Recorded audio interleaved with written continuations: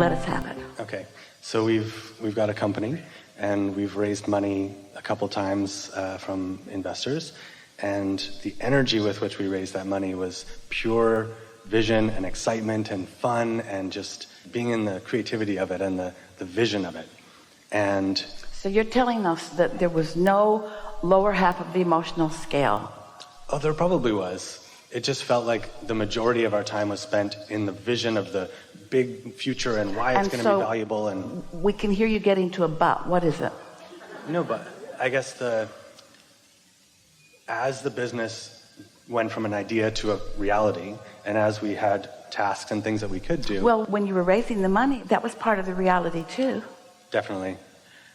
And so I guess I'm just wondering if you have any suggestions for other ways of getting into alignment when there's that the business is running and there's lots of things to do, but maintaining that connection. And recently you've asked the question about life. Yeah. How do I stay connected when there are circumstances that are trending as a result of how I've been trending that are not pleasing me? How do I stand in a place of seeing something that's different than what I want and stay focused upon what I do want? That's the story that we've just been giving you about the projectors aren't here, and Esther couldn't get her mind off the fact that the projectors weren't here. They weren't going to be on time. They weren't going to be on time, and then they said they'd ship them to a future hotel. Well, you know what that did to Esther. Oh yeah, that's going to happen with ease. We're a moving target. We're a moving target. And your timeliness is not your best attribute. And so, are you going to ship them to a hotel just as we zoom away? You get what we're talking about. Esther is rational and reasonable and right about hotels operate. That's how they operate. She and Jerry used to come to the hotel having sent a whole pile of stuff, and the person at the front desk would say, "No, you don't have any packages." And Esther would say, "Yeah, they're there." "No, they're not there." So they started tracking them, and then Esther would show up at the front desk with tracking numbers and the person who had signed for them. And then they were often more inspired to go find the packages. So Esther has an attitude based upon past experience that is valid, that says people at hotels do not care about your packages. So when Mark says that this already delinquent projector sending company has another plan that dovetails with another thing that never works out, her determination to be right, we're making her look just a little different than she really is in this. In other words, isn't it logical that your life experience, we were talking about that earlier, your life experience causes you to come to conclusions, decisions that you pass on sometimes from generation to generation that have nothing to do with what you want or what you have evolved to in your vortex, but your worldwide sort of determination to be right about something, to face the facts, to face reality, prevent you from feeling what's coming rather than what is. And that's what you're talking about.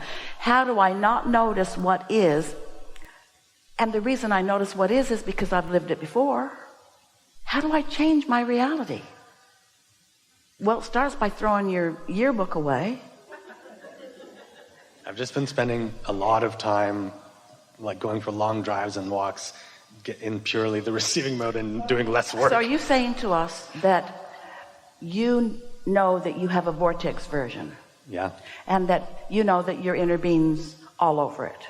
And that the most powerful part, the most powerful piece, the most powerful component of your creation is the part that's in the vortex that your inner being is tending, and all of the summoning of cooperative components. So are you saying to us that you got it going on? Yeah. And now if you could explain yourself and Esther, why would either one of you hold doggedly to a little piece of your reality that isn't pleasing you right this minute? Because you've trained yourself to believe that what is everything, and it's not. It's just the bouncing off part. What is isn't where it's at. What's becoming is where it's at. And so who cares where it's been? Every bit of that up and down and that feeling good and that not feeling good, all has caused you to fine tune and to ask with more clarity and to create a business that's more pleasing to you from more directions and more aspects. It's better now than it's ever been, and it's in the process of flowing into your experience. And you're right. Your answer was exactly right. I'm just doing my best to chill and enjoy, but we want to add to that the powerful word, expect. And that's what all of these conversations are about.